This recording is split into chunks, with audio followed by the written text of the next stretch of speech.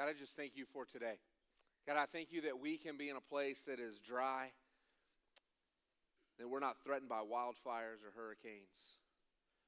And God, I pray for those people that are. I pray for our nation and our world as we deal with natural disasters. And God, I pray that you would use those to bring people together. And God, I pray that today, that as we think about you, we think about this idea of ripples and how we can have ripples in people's lives around us. God, I pray that you would help us to leave this place different than when we came in. So in Jesus' name I pray. Amen. So when I think about ripples, when I began to think about this series, and I thought about this place called Wisconsin Dells. I don't know if you've ever been there, but it's a place obviously in Wisconsin that they have several water parks that are Schlitterbahn-esque. So in these huge water parks, and people come from all over the world to go to the Wisconsin Dells. And so I'm not a big water park guy, but we went there one time when we lived in Illinois, and I got out in the wave pool at this place. And, you know, we kind of swam out to kind of the deep end, sitting out on a raft kind of thing, and we're like, yeah, this is kind of cool. And then the buzzer goes off, you know, that buzzer that tells you any moment now the waves are going to start, that those ripples are going to start coming at you. And I decided I didn't want to be out there in the waves. I had no desire to do that. And so I tried to get out of the wave pool at that point. But the problem was that the waves had already started and I was at the deep end of the pool. And you know, the trough of those waves, so the bottom part was so low that you could almost just stand up in the deep end, and then it was, you know, way over your head. It felt like it was like 60 feet deep at the top. I know it wasn't that deep, but, you know, and so I'm trying to get out of this wave pool, but the waves are just overwhelming me. I eventually made it out. I didn't drown, but that's kind of how ripples are in our life. You know, when people begin to have an impact, begin to have a ripple effect on us, it can sometimes be overwhelming.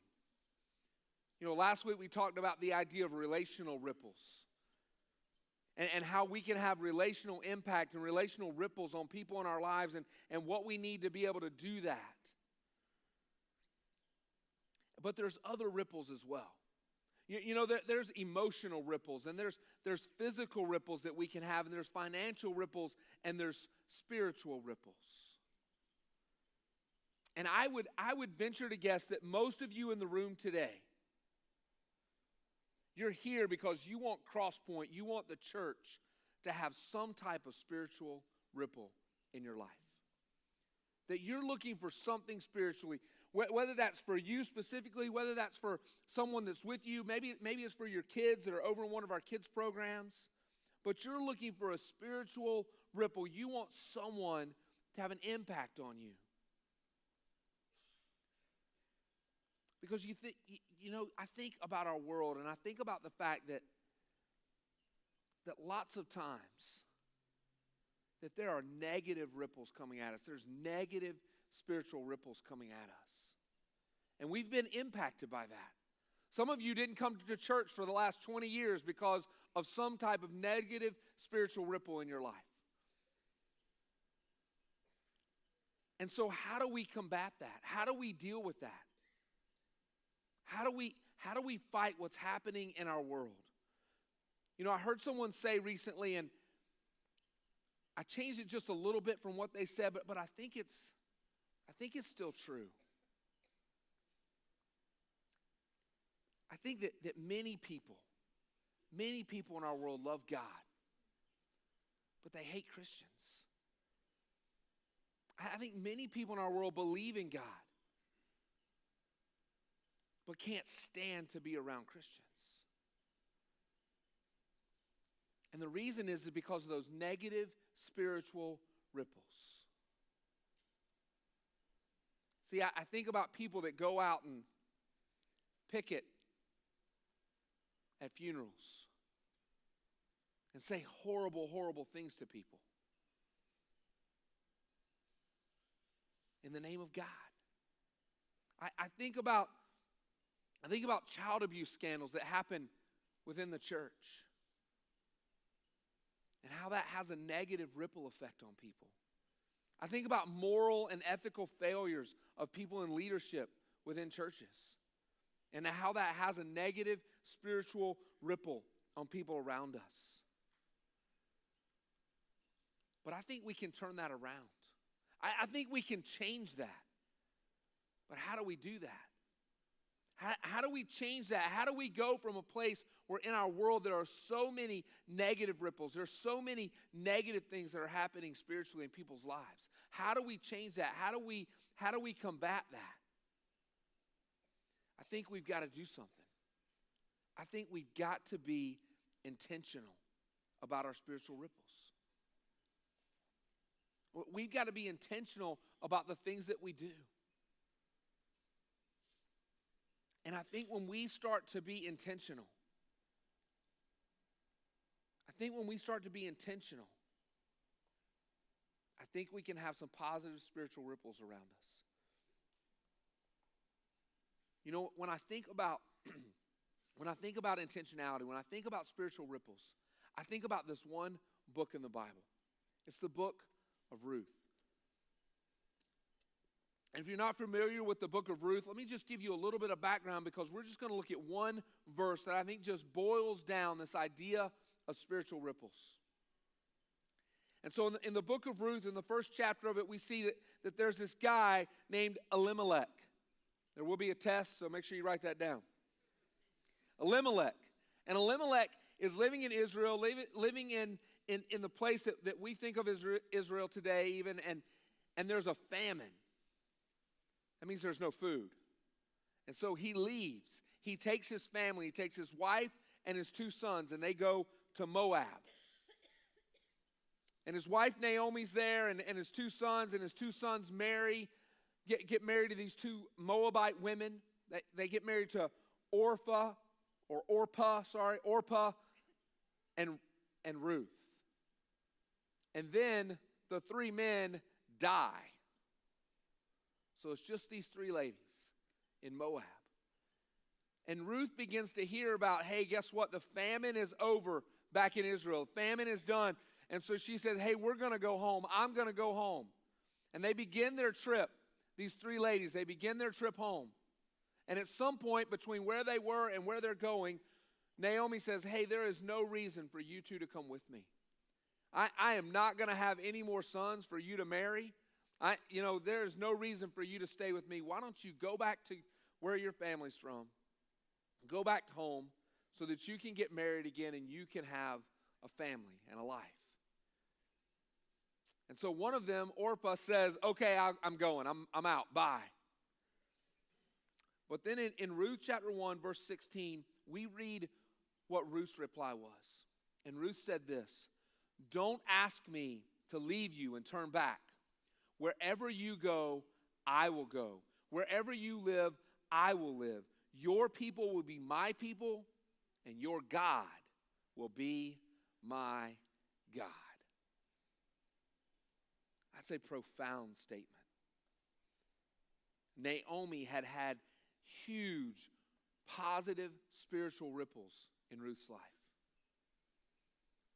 You know, I don't know. We can't go back and we can't read in the book of Ruth and say, hey, this is the things that Naomi did. And I don't know that she was specifically going out and saying, hey, I want to get Ruth to a place where she believes in God. But what I know is that there was something that she was doing. There were some things about her life that changed who Ruth was. It wasn't like Ruth came from a place where she just didn't worship any God. That she thought that there was no God, that she was an atheist. See, probably Ruth had some gods that she worshiped, some idols, whether they were statues or whether they were ideas or whatever it was. But at that moment, Ruth was saying, I want to change who I worship. I want to change who I worship. And it was because of what Naomi had done in her life, what Naomi had showed her. I don't know what that was, but I know what some of those things have been in my life. See, when I think about positive spiritual ripples in my life, I think back to one person that had a huge ripple effect on me. Her name was Ruby, and she was one of the volunteers in the youth ministry that I grew up in back home. And she wasn't like this young lady, she wasn't like college age when I was in high school. She was old. She was the mom of one of my friends. So she was really old. But she did some things that just had a major impact on me. When I was going through some things, when I was having a hard time with something, she would say, hey, let's pray about that. Hey, let me pray for you. Hey, I was praying for you about that the other day. How did it go? You see, that right there made a huge difference in me, to know that somebody that didn't have to cared about me, cared about what I was going through, what I was experiencing. But I think one of the biggest things that she ever did, one of the biggest impacts that she had on me, was we were at a youth conference. And at this particular youth conference, at some, you go and the teenagers will go and they'll do their thing over here, and the leaders and the youth pastors, they'll go and do their thing over here during the day, trying to learn and understand and apply some things to their life. And so that's what was happening. We were going through some stuff that was helping us, and they were going through some things that were helping them as leaders. And we got back together at the end of the day, the whole group, all the students and all the leaders. And she came up to me and she gave me something. It was a sheet of paper just like this. But on it, she had taken notes from the day, from their teaching that they had gotten. And I don't remember everything that was on there, but I remember one specific thing. That they had been talking about how to help some teenagers be leaders in youth ministry. And they had written down 3 names on there. They had written down Peter, James, and John, the 3 disciples of Jesus, the 3 that were the closest to him. And beside each of those names, they had written down names of teenagers in their youth ministry.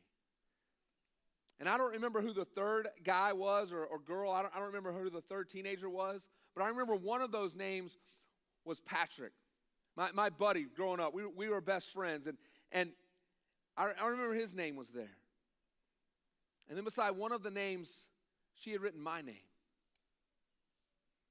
And she gave me that and she said, James, I think you have the ability to be a leader. I think you have the ability to have an impact on people.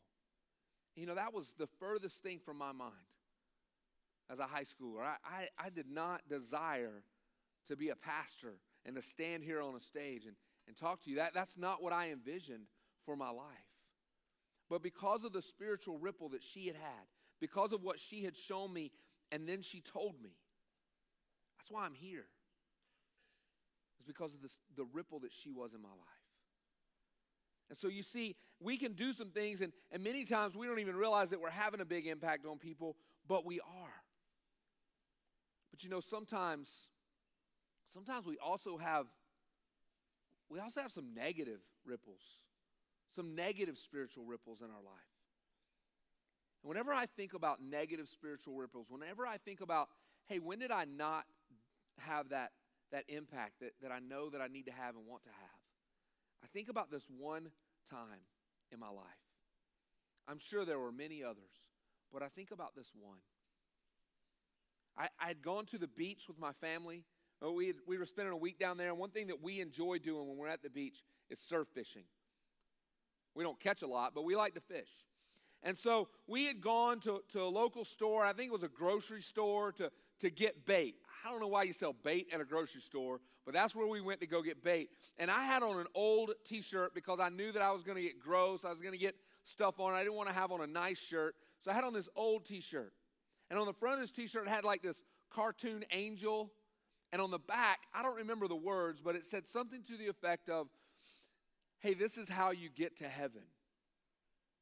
So I'm standing in line at this grocery store, and we check out and we go to leave, and as we're leaving, I hear someone behind me say, hey, what does your shirt mean? And in that moment, what that lady was asking me was, hey, please tell me about this God that you have. Hey, please have a spiritual ripple in my life right now. And I'd love to tell you, hey, I turned around and I shared with her about Jesus, and no. I pretended like I didn't hear. And I just kept walking out the door. That's still, to this day, years later, I still think, man, what could have been? What could have been if I would have turned around? You see, we can have negative spiritual ripples. Sometimes by not doing anything, but sometimes we're active in having negative ripples. Think about the nation of Israel. Think about the people of God.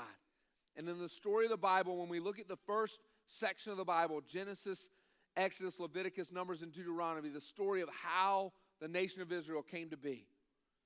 If you read and you look in Genesis, this family, they go to Egypt, and they become slaves in Egypt. And then generations later, they go to leave Egypt. They've become slaves in Egypt, and they go to leave Egypt. And God's saying, hey, I want you to go to the promised land. The land that is flowing with milk and honey. This great, awesome place. That's where I want you to go. So they leave Egypt.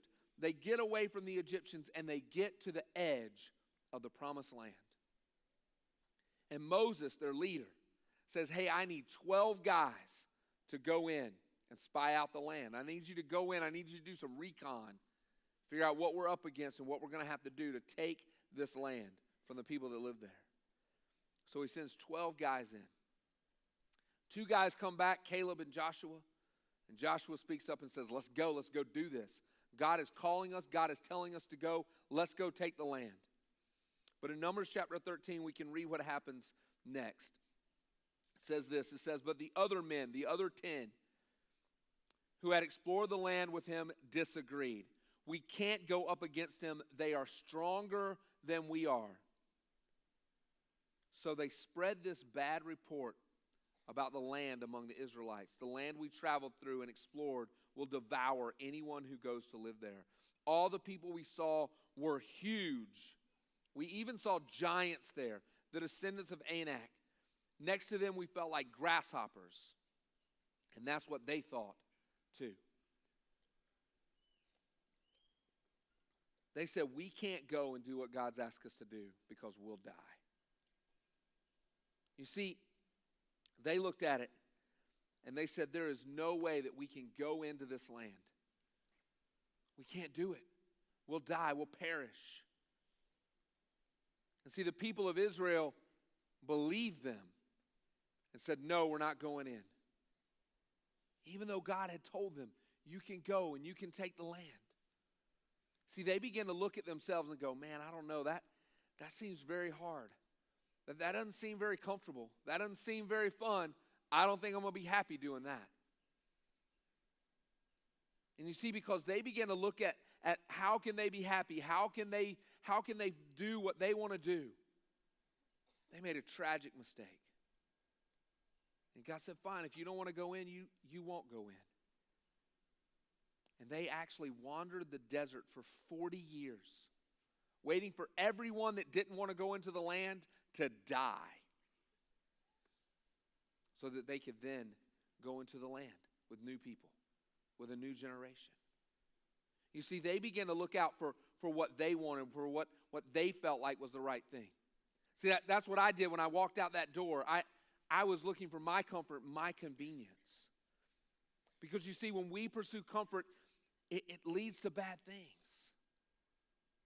When that's all we're looking for. In fact, I think pursuing comfort can lead to constant negative ripples. I think if that's all we're looking for, that it's going to have some negative ripples in our life and in other people's lives. I don't think that we shouldn't be comfortable, and I don't think we shouldn't be happy. I'm just saying if that's the whole goal, if that's the whole purpose, that's what it's going to lead to. And you see, I think a lot of us have felt that. A lot of us have had those negative ripples in our life. So how do we go against that? How do we combat that? How do we change that? See, because I think we can do something. Because I think this. I think that good spiritual ripples take intentionality. I think good spiritual ripples take intentionality. Now, I don't think they necessarily take intentionality that I'm going to make a list and I'm going to go, hey, these are the things that I need to do to have a ripple. I think the intentionality is, am I pursuing God with my life? Am I pursuing God with my life? See, and I think that's the first step. I think the first step in whether or not we have positive ripples is, do I have a relationship with God? Do I have a relationship with the creator of the universe? I think that's the first place that we have to start. And then I think we can begin to do some things. See, I think tomorrow you could start having a positive spiritual ripple around you. Because I think you're going to work, you're going to go to school, you're going to be somewhere, and you're going to see somebody that's just having a bad day. They found out some news that's difficult, that's tragic. Maybe they just didn't sleep well, and they're just grumpy today. And I think you could say, hey, can I pray with you? And pray with them right there in that moment. Now, maybe you're saying, James, that is way over the line. There is no way that I'm going to sit down in the break room at my office and pray with somebody. That's asking too much. I can't do that. Okay. Well, maybe start a little smaller. And maybe you just say, hey, I'm going to pray for you. And that's it. But make sure you do. Make sure you actually do pray for them. You see, if you've ever heard me say that, if I've ever said to you, hey, I'm gonna be praying for you about that, I might, if I didn't pray for you in the moment with you right there, as I turn and left that conversation, I pray for you in my head right then. Now, I might have gone and made a note of it, but I forget things. And I don't want to forget. But you would be surprised the number of people that will say, hey, I don't want anything to do with that God thing. I don't want anything to do with that church. I don't want anything to do with that Jesus stuff. But you say, hey, can I pray for you? Man, it changes everything. See, because they recognize that you, someone that doesn't have to, cares about them. You care about the things that are happening in their life. And it can change everything for them. I think some other things that we can do, I think you can begin to invite some people to come here to Crosspoint with you. Maybe it's a neighbor, maybe it's a coworker, maybe it's a friend. But I don't think you should just walk up to them and say, hey, come to church with me next week. Because what that says is, man, you are such a horrible person, you need to come to church, right? Don't do that. Don't do that. But give them some reasons why they should come. Hey, I know your kids have really been, they're just challenging right now. Why don't you come with me on Sunday? You can drop them off at one of our kids' programs, and you don't have to deal with them for an hour. Maybe you say, hey, you know what? We have great coffee and cookies and lemonade. You can come have some breakfast with me on Sunday morning. That's what I have for breakfast every Sunday morning, chocolate chip cookies. I know it's not healthy, but that's what I do. Maybe you can share with them, hey, we're going through this series right now called Ripples. And I know you had some stuff happen in your life that were just negative, and we're talking about, hey, how do you recover from those? How do you get back from those things? I think you'd get something out of it. Maybe you'd say, hey, that guy that gets up and talks, most of the time he's really good. I mean, except when James is up there, it's just not that good. But maybe you could invite them. Maybe you could invite them to be here. Maybe that changes everything for them. But I think one place that we can have huge ripples is in our family. It's in our family. Now again, I'm not talking about going and kicking the door down on somebody and yelling at them about Jesus. I'm talking about how you can have ripples just by what you do every day. You see, I noticed about 8 months ago that I was doing something that I needed to change. I would get up in the mornings when my kids are getting ready for school, and I'd be reading my Bible. And that didn't just start 8 months ago, but about 8 months ago, I realized something. I was reading my Bible on this. And I didn't think it was a big deal till one of my sons said, "Hey, what game are you playing?" And I went, wow, they don't know what I'm doing. They don't know that I'm reading the Bible. And so now when I do that in the mornings, I get one of my physical Bibles out to be able to do that. Now, there's nothing better or worse about one of those two methods, but one of them, I use it because I want to have a spiritual ripple in my kid's life. Now, do I always read the Bible every single morning when they're getting ready for school? No. Do I always remember to pull out the physical Bible and not read it on my phone because that's where I prefer to read it? No, I don't remember to do that every time. But you see, I think we've got to start being intentional about what we're doing. You know, I think there's another thing that we can do. And I think that's we can get baptized. See, I think getting baptized is that public display, that public profession of, hey, I'm going to follow Jesus with my life. We're actually doing that this morning. Some of you in this room have already signed up for that, said, hey, I want to be baptized. But maybe you've never done that. Maybe you've never made that public display and said, hey, I am a follower of Jesus. Let me show you by getting baptized.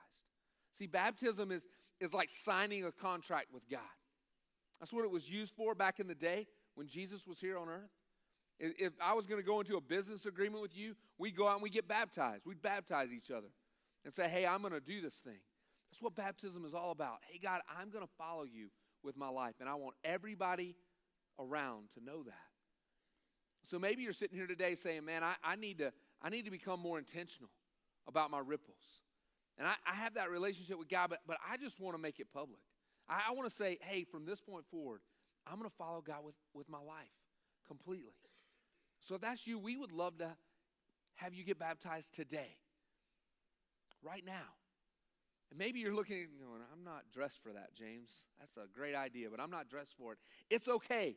We've got shorts. We've got T-shirts. Ladies, we've got sports bras for you. So you can do that. We've got towels, all of that stuff.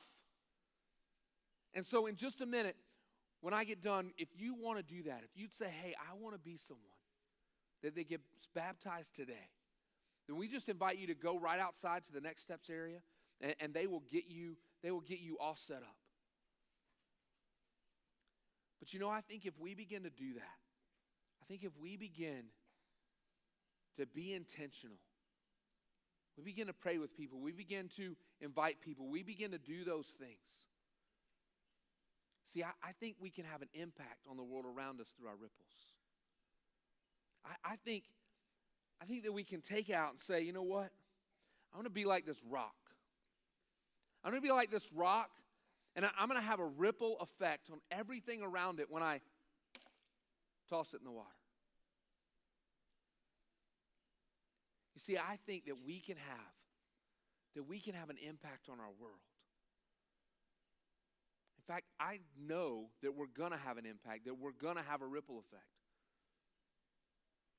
Whether intentional or not, we're going to have a spiritual impact on the people around us. But you see, I think if we're intentional, we can do something. See, I heard this quote a long time ago. It was on an album by this band called DC Talk. And this guy, Brennan Manning, said this. He said, the greatest single cause of atheism in the world today is Christians who acknowledge Jesus with their lips and walk out the door and deny him by their lifestyle.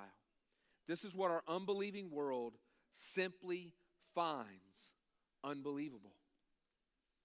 See, I think if we're intentional about our spiritual ripples, I think if we're intentional about following God with our life, I think we can make that quote untrue. And I don't know about you, but that's what I want to do. I want to have that ripple effect in my life so that as people see me, that they can see God through what I do. I'm going to pray, and if you're someone that would say, hey, I want to start that today by being baptized, Or maybe you'd say, hey, I want to start that today, but I don't even have this relationship with Jesus. I need to figure that part out first. I would love for you to just go right out here to the Next Steps area. If you haven't seen that, it's literally right on that side of the wall, right behind us here. We would love to help you take that step today. God, thank you. Thank you that you love us. Thank you that you want the best for us. God, thank you that we can have ripples in people's lives.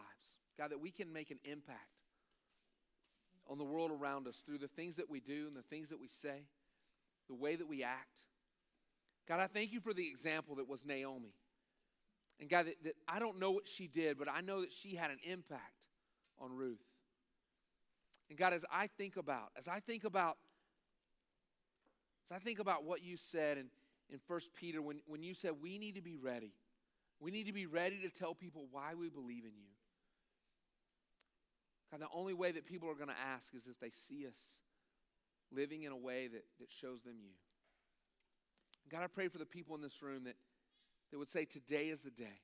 Today is the day that I want to make it for real. I want to get there. I want to begin to be intentional with the ripples that I have. God, I just pray that you would help us to do that. God, that you would help us to begin to pray with people and invite people. God, that you would help us to have an impact on people's lives. And God, if today is the step that we need to take as baptism, I pray that you would give us the courage to just get up and go out of the room and take that step today. God, thank you. Thank you that you put people in our lives that had spiritual ripples that led us to this place today. It's in Jesus' name I pray. Amen.